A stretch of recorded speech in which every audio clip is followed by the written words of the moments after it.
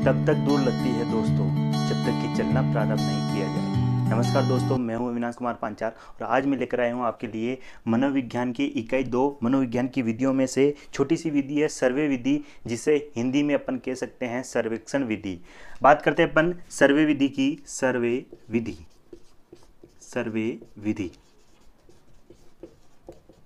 Survey method.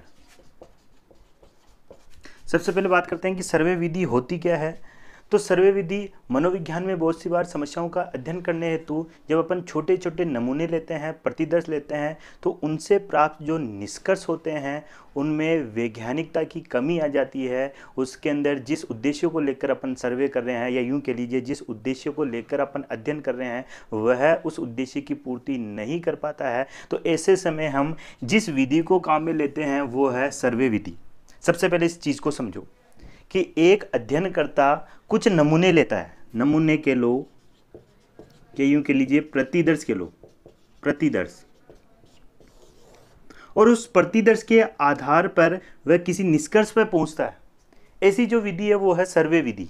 जैसे मान लो एक परिवार के अंदर 5 सदस्य है, एक परिवार में 5 सदस्य है।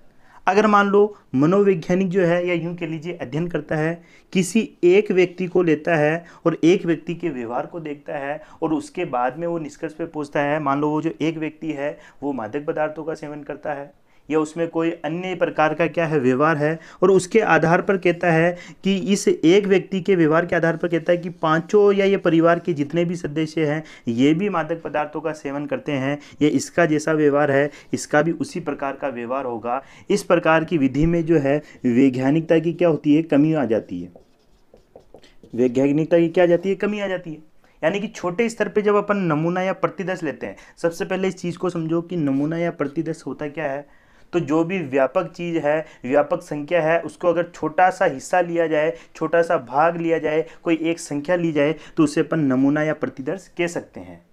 ये अपन शिक्षण विधियों में भी प्रतिदर्श पढ़ते हैं मॉडल के रूप में। जैसे पृथ्वी पढ़ा रहे हैं तो ग्लोब को अपन जो मॉडल के रूप में प्रदर्शित करते हैं तो उसको भी प्रतिदर्श कहते हैं। यहाँ पे अलग है, यहाँ पे ध्यान में रखना है। यहाँ पे अगर सर्वे विधि की बात कर रहे हैं तो बहुत से व्यक्तियों की जो संख्या है, उन संख्याओं में से कुछ जो संख्याएं अपन लेते हैं, कुछ व्यक्तियों की जो संख्या लेते हैं, उसे अपन क्या कहते हैं, प्रतिदर्श कहते हैं। तो एक बार फिर से मैं आपको समझाता हूँ कि सर्वे विधि में होता क्या है। तो यहाँ पे एक व्यक्ति के आधार पर कह दिया गया है कि पूरे परिवार के लोग जो है मादक पदार्थों का सेवन करते हैं, तो इस तरीके से जो निष्कर्ष आता है उसमें वैज्ञानिकता की क्या आ जाती है, कमी आ जाती है।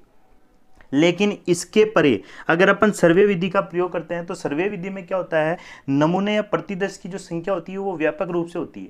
यानी कि अपन एक परिवार के 4 सदस्यों के जो है व्यवहार को देखते हैं, 4 सदस्यों के व्यवहार के आधार पर अगर अपन किसी निष्कर्ष पे पहुंचते हैं तो वहां जिस विधि को प्रयोग में लिया जा रहा है वो है सर्वे विधि। जैसे मान लो ऐसा समझो, अपन ने किसी समाज के, किसी समुदाय के 10 परिवारों पर क्या किया, सर्वे किया, और 10 परिवारों में से अपने को मिला कि वहाँ 80 से लेकर 90% जो लोग हैं वो जो मादक पदार्थों का क्या करते हैं, सेवन करते हैं। तो इस आधार पर अपन निष्कर्ष में पहुंचते हैं कि इस समुदाय या इस समाज विशेष के अधिकांश जो लोग हैं, आधे से ज़्यादा वो मादक पदार्थों का सेवन करते हैं। तो वहाँ पे जो निष्कर्ष आएंगे उसमें वैधानिकता ज़्यादा होगी।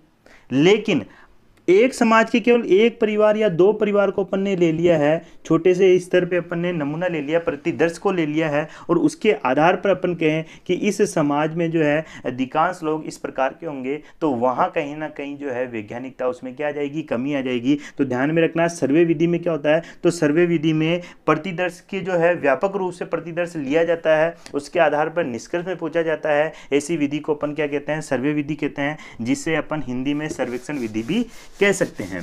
अगर इसकी अपन थोड़ी सी अगर इसका परिभाषा के रूप में अर्थ जाने तो ध्यान में रखना, सर्वे विधि होती क्या है। तो मनोविज्ञान में समस्याओं का अध्ययन करने हेतु व्यापक रूप से प्रतिदर्श लेकर ठीक ढंग से अध्ययन किया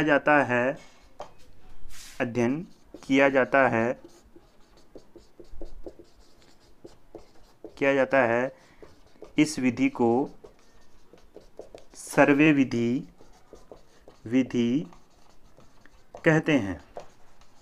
तो समझ में आ गया कि मनोविज्ञान में बहुत सी समस्याओं उनका अपन क्या करते हैं, अध्ययन करते हैं। तो अध्ययन करने हेतु व्यापक रूप से अपन वहाँ पे क्या लेते हैं, प्रतिदर्श लेते हैं। यहाँ पे सर्वे विधि के अंदर प्रतिदर्श की बात करें तो यहाँ पे व्यक्तियों की संख्या आएगी, व्यक्तियों की संख्या जिसे अध्ययन में शामिल किया गया हो, उसे यहाँ पे अपन क्या कहेंगे, प्रतिदर्श कहेंगे। तो समझ में आ गया होगा कि जब अपन व्यापक रूप से प्रतिदर्श लेके बहुत से व्यक्तियों की, जो समाज के व्यक्तियों के, अधिकांश व्यक्तियों की जो है संख्या को लेकर फिर निष्कर्ष में पहुंचते हैं, तो वहाँ पे जो अपने को प्राप्त जो निष्कर्ष है, जो सूचनाएं अपन ने प्राप्त की है, उसमें वैधानिकता होती है। जबकि इसके विपरीत अगर कुछ व्यक्तियों की संख्या के आधार पर अपन जो है निष्कर्ष में पहुँच जाते हैं तो उसमें वैधानिकता की क्या आ जाती है, कमी आ जाती है। तो सर्वे विधि वह विधि होती है जिसमें वैज्ञानिकता में समस्याओं का अध्ययन करने हेतु व्यापक रूप से प्रतिदर्श लिए जाते हैं, ठीक ढंग से उनका अध्ययन किया जाता है। इस विधि को अपन क्या कहते हैं, सर्वे विधि कहते हैं, जिसमें वैज्ञानिकता का गुण होता है और व्यक्तियों की संख्या जिसे अध्ययन में शामिल किया जाता है उसे हम क्या कहते हैं, प्रतिदर्श कहते हैं। अब इसके बाद कर लेते हैं कुछ गुण और कुछ इसके दोष की बात कर लेते हैं।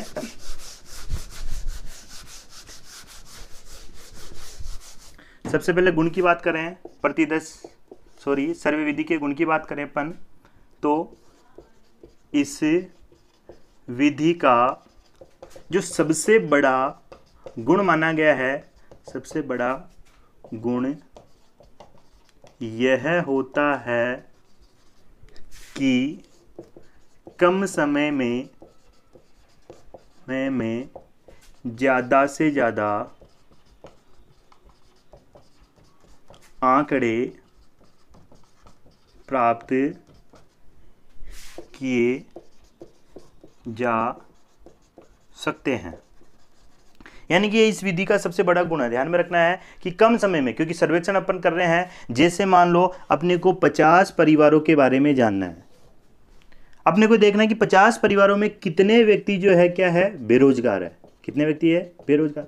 तो इसके दो तरीके हैं, एक पहला तरीका तो क्या है, प्रत्येक परिवार के प्रत्येक सदस्य के बारे में अपने को जानकारी हो, तो वहाँ समय भी ज़्यादा लगेगा, इसके अलावा पैसा भी खर्च होगा, इसके अलावा व्यक्तियों की भी जो है, अधिक व्यक्तियों की भी अपने को क्या होगी, आवश्यकता होगी। जबकि सर्वे विधि की बात करें तो सर्वे विधि में क्या होगा, 50 परिवार है तो 50 परिवारों में से अपन ने क्या कर लिया है, 50 व्यक्तियों को ले लिया। 50 परिवार में हो सकता है किसी में 4 हो, किसी में 5 हो, 250-300 व्यक्ति है, 250-300 में सिर्फ अपन ने क्या ले लिया, 50 को ले लिया। या यूं कह लीजिए अधिकांश जो शिक्षित है 10 व्यक्तियों को अपन ने ले लिया जो शिक्षित है। इन 50 परिवारों में से अधिकांश जो शिक्षित व्यक्ति है 10, उनको अपन ने ले लिया, और उन शिक्षित व्यक्ति के आधार पर अपन किस पे पहुंच सकते हैं, निष्कर्ष में। उनसे अपन पूछ सकते हैं कि आप रोजगार में हो या बेरोजगार हो, वर्तमान में आपका कौन सा व्यवसाय है या नहीं है। जब इन 10 जो शिक्षित व्यक्ति है, इससे जो निष्कर्ष जो मिलेंगे अपने को, वो कहीं ना कहीं क्या होंगे, वैधानिक होंगे, और उन निष्कर्षों के आधार पर अपन क्या कह सकते हैं, जो बेरोजगारी के जो परसेंटेज है उसके बारे में बता सकते हैं। वहीं इसके उलट अगर अपन ने 1 या 2 व्यक्ति से पूछ लिया तो वहां कहीं ना कहीं जो है वैधानिकता में क्या आ जाएगी, कमी आ जाएगी। तो इस विधि में क्या होता है, व्यापक रूप से, व्यापक का मतलब 50 में से 10 परिवारों के 10 सदस्यों को व्यापक रूप से अपन ने ले लिया, फिर उसके आधार पर अपन निष्कर्ष में पहुंच रहे हैं। ये विधि जो होगी वो कौन सी हो जाएगी, आपके सर्वे विधि हो जाएगी। तो ध्यान में रखना है, इस विधि का सबसे बड़ा जो गुण होता है कि कम समय का मतलब कम समय भी कम लग रहा है, व्यक्तियों की भी कम आवश्यकता हो रही है, कम समय में अपन किस में पहुंच रहे हैं, निष्कर्ष में पहुंच रहे हैं। तो कम समय में ज़्यादा से ज़्यादा अपन क्या प्राप्त कर रहे हैं, आंकड़े प्राप्त कर रहे हैं। इसके अलावा बात करें तो इस विधि में भिन्न भिन्न वर्गों से व्यक्तियों का चयन कर उन्हें अध्ययन में शामिल किया जाता है। ऐसा अतः इससे प्राप्त निष्कर्ष में सामान्यीकरण का गुण होता है, गुण होता है। इस लाइन को समझो। इस विधि में भिन्न भिन्न वर्गों से व्यक्तियों का अपन ने क्या कर लिया, चयन कर लिया और अध्ययन में शामिल कर लिया। उसके बाद अपन जो निष्कर्ष में पहुंचते हैं तो उसमें क्या होता है, सामान्यीकरण का क्या होता है, गुण होता है। ये इस विधि का क्या है, गुण है। यानी कि कहने का मतलब है अपन जिस निष्कर्ष में पहुंच रहे हैं, अपन जो बात कह रहे हैं वह अधिकांश व्यक्तियों पर क्या होगी, लागू होगी, उसमें वैधानिकता होगी, उसमें सामान्यीकरण का गुण होगा। कौन सी विधि में, सर्वे विधि में। जैसा भी अपन ने कहा था कि 10 परिवारों को अपन ने ले लिया, 10 परिवारों में से 5 परिवारों का व्यापक रूप से अपन ने क्या किया, प्रतिदर्श लेकर एक निष्कर्ष पे पहुंचे। तो वहां पे 10 ही परिवार के संदर्भ में अपन कुछ बात कह सकते हैं, कुछ निष्कर्ष पर आ सकते हैं। तो यहाँ पे अपन क्या कर रहे हैं, सामान्यीकरण कर रहे हैं। सामान्यीकरण का मतलब जिस प्रतिदर्श के आधार पर अपन जिस निष्कर्ष पर पहुंचे हैं वह निष्कर्ष सभी पर लागू होगा, सभी व्यक्तियों पर लागू होगा। ऐसे गुण को अपन क्या कहेंगे, सामान्यीकरण कहेंगे। तो ये दूसरा गुण भी आपको ध्यान में रखना है। तो ये मेरिट यानी गुण हो गए। डीमेरिट या अवगुण की बात करें तो यहाँ पे ध्यान में रखना है कुछ इसके अवगुण भी है। जैसे छोटे बच्चों पर सर्वे विधि का प्रयोग नहीं किया जा सकता। छोटे बच्चों पर सर्वे विधि का प्रयोग कारगर नहीं होता है। इसे लिख लेते हैं, कारगर नहीं होता है। छोटे जो बच्चे होते हैं, जो शिशु है, शिशु की बात कर रहे हैं, तो वहां पे अपन अगर सर्वे कर रहे हैं तो वो सर्वे भी कारगर नहीं होगा। जैसे वर्तमान की हालात देखें तो वर्तमान में छोटे बच्चों पे सर्वे किया जा रहा है कि कोरोना उनको इफेक्ट कर रहा है या नहीं कर रहा है, कितना इफेक्ट कर रहा है, कितना प्रभावित कर रहा है। सरकार के पास, वैज्ञानिकों के पास वर्तमान में भी उनके पास सटीक क्या नहीं है, आंकड़े नहीं है। कितना ही वो सर्वे कर रहे हैं लेकिन उनके पास सटीक आंकड़े नहीं है छोटे बच्चों के संदर्भ में। पहले कह रहे हैं कि छोटे बच्चों को प्रभावित नहीं करेगा, अब कह रहे हैं कि तीसरी लहर आएगी जिसे वो छोटे बच्चों को क्या करेगी, प्रभावित करेगी। यानी कि उनके बयानों में क्या है, परिवर्तन है। क्यों? क्योंकि छोटे बच्चों पर जो है सर्वे किया जाता है उसमें कहीं ना कहीं वैधानिकता का गुण नहीं होता है। छोटे बच्चों का जो व्यवहार होता है, उनका शारीरिक स्वास्थ्य होता है, मानसिक स्वास्थ्य होता है, या तो वो वंशानुग्रहण पर डिपेंड करता है या वातावरण के अनुसार क्या होता रहता है, परिवर्तन होता रहता है। इसलिए इन बच्चों पर सर्वे विधि कारगर नहीं होती है। इसके अलावा बात करें, इस विधि द्वारा जो निष्कर्ष प्राप्त होते हैं उसमें कभी वैधता की कमी भी आ जाती है। वैधता का गुण का मतलब होता है जिस उद्देश्य के लिए अपन सर्वे कर रहे हैं, अगर उस उद्देश्य की पूर्ति नहीं हो रही है तो उसमें वैधता का क्या हो जाएगा, कि वैधता की कमी आ जाएगी। तो इस विधि के द्वारा वैधता की कमी कैसे आ जाती है कि मान लो जो सर्वे कर रहे हैं, सर्वे करने वाले अधिकारी प्रशिक्षित नहीं है तो भी वैधता की कमी आ जाएगी। जो सर्वे कर रहा है, जिस प्रश्नावली को वो काम में ले रहा है, अगर मान लो उसने फॉर्मेलिटी के रूप में अपने अनुसार ही प्रश्नावली को क्या कर दिया है, फिल कर लिया है, तो वहां पे भी इस विधि में वैधता में क्या आ जाएगी, कमी आ जाएगी। मान लो वो सर्वे कर ही नहीं रहा है और किसी को, अन्य व्यक्ति को उसने दे दिया कि तू अपने हिसाब से क्या कर लेना, इन प्रश्नों को पूरा कर लेना, इस प्रश्नावली को पूरा कर लेना, इस सर्वेक्षण को पूरा कर लेना, और वो अन्य व्यक्ति अपने अनुसार जो है उस सर्वे को पूरा कर लेता है, तो वहाँ पे भी इस विधि में जो है विश्वसनीयता या यूँ के लीजिए वैधता की क्या आ जाती है, कमी आ जाती है।